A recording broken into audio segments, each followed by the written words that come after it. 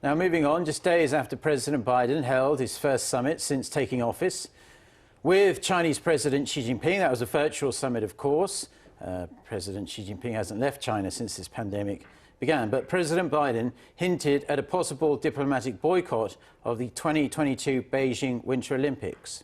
Well, he did not elaborate on what it could look like. Such a move would almost certainly reignite already simmering U.S. China tensions. Hyo-sun with more.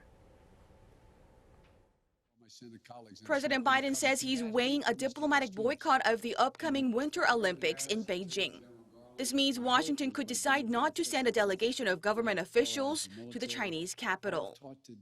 Sir, do you support a diplomatic boycott of the Beijing Olympics? Something we're considering. His comments come just days after he held a virtual summit with his Chinese counterpart to seek ways to reduce tensions between the two superpowers, which have flared over Taiwan, trade policies, and other issues. However, White House Press Secretary Jen Psaki said Thursday that President Biden's consideration of a diplomatic boycott is not related to his meeting with Chinese President Xi Jinping.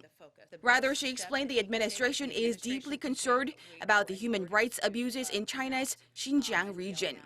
Human rights advocates have spent months lobbying the White House to call for a full-scale U.S. boycott of the 2022 Games. They hope a Washington-led boycott would send a strong message to China as well as other authoritarian countries about America's commitment to endorse democratic freedom. The U.S. traditionally sends a group of high-profile dignitaries, often led by the sitting vice president or the first lady, to attend Olympic events such as the opening and closing ceremonies. First Lady Jill Biden led the U.S. delegation to the 2020 Tokyo Summer Games. Hyo-sun, Arirang News.